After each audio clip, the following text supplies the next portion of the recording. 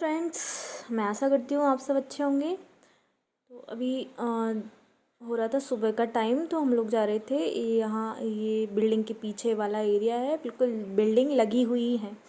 तो बिल्कुल पहाड़ बिल्डिंग के पास में ही आ गए हैं। तो देख के ऐसा लग रहा था कि मतलब हम पहाड़ों में ही घुस गए हैं। मतलब हम लोगों ने पहाड़ तक नहीं छोड़े हैं कि जहाँ हम पहाड़ छोड़ दें रहने के लिए। यहाँ बंदर काफ़ी आते हैं। लोग कहते हैं कि बंदर हमारे घरों में घुसते हैं। अरे, बंदर तुम्हारे घरों में नहीं घुसते, हम बंदरों के घरों में घुस गए हैं। बेचारे वो जाएं भी तो कहाँ जाएं यार, उनके घर में हम आके रह रहे हैं। अब जंगल जैसा एरिया बचा ही नहीं है। मतलब शहर के 10 20 20 30 30 किलोमीटर दूर दूर जाके लोगों ने बिल्डिंग खड़ी करी हैं, और वहाँ पे एकदम पहाड़ तक लग गए हैं। और पहाड़ को समतल करके लोग बिल्डिंग खड़ी कर रहे हैं। अब ये पहाड़ का एकदम किनार पे भी बिल्डिंग अभी बन रही है।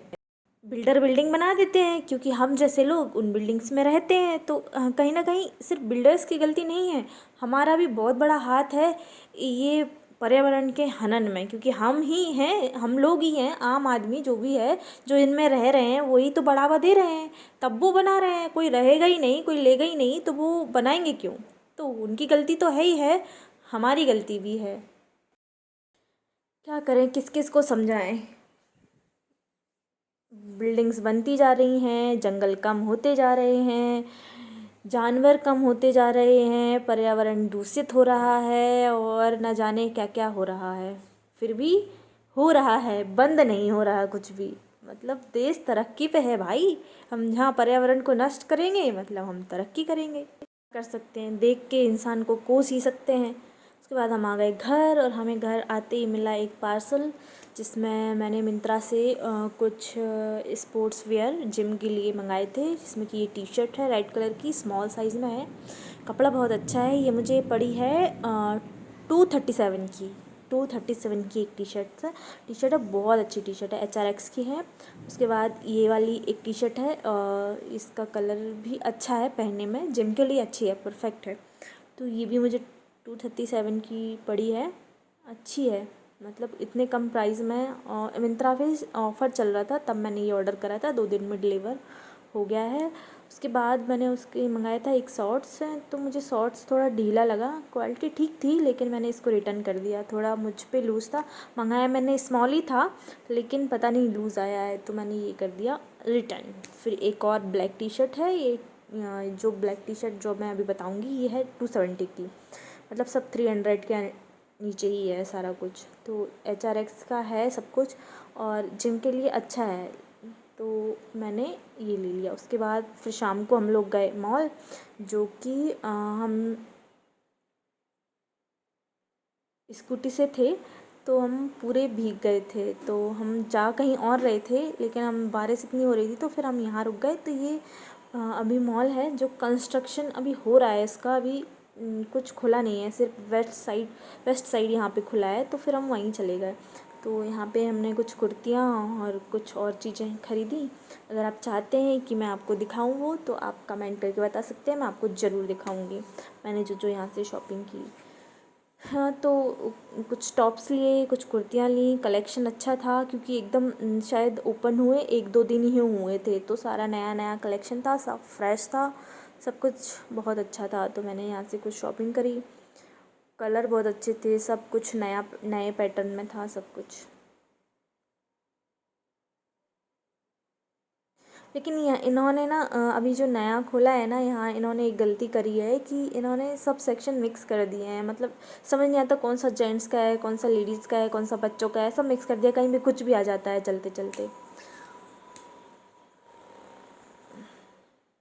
मैंने कुछ कुर्तियाँ ली, कुछ टॉप्स लिए, कुछ हुडीज़ ली, और जीन्स लिए, और बेल्ट लिए। हाँ, बेल्ट की मुझे बहुत ज़रूरत थी। ये बेल्ट बहुत सस्ते, मतलब 300 का एक बेल्ट है, क्वालिटी बहुत अच्छी है, हर चीज़ बेल्ट की क्वालिटी बहुत अच्छी है।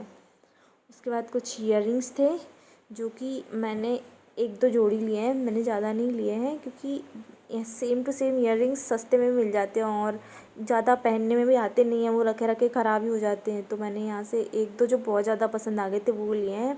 300 400 का एक पीस था, तो इसलिए मैंने यहाँ ज़्यादा लिए नहीं। उसके बाद हम आ गए शाम को घर। घर आके फिर हम गए जिम। तो ये है जिम। आने के बाद हम सो गए और सुबह देखा तो रात को सॉक्स धोए थे। इतने सारे सॉक्स हैं जिसमें से कुछ ख़राब हैं कुछ अच्छे हैं, तो उसमें से कुछ ख़राब निकाल के फेंक दिया और जो अच्छे अच्छे थे वो रख लिए, क्योंकि बहुत दिन से स्टोर हो रहे थे, देख नहीं रहे थे, टाइम भी नहीं मिल रहा था।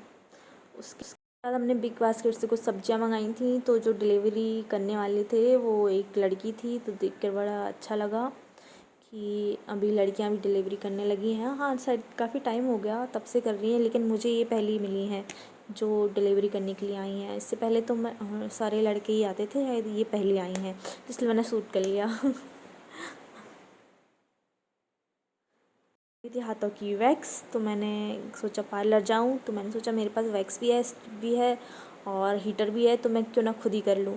तो मैंने ये वैक्स खुद ही अपने हाथों पे खुद ही कर ली। हाथों पे वैक्स और पैर पे वैक्स तो खुद आराम से हो जाती है।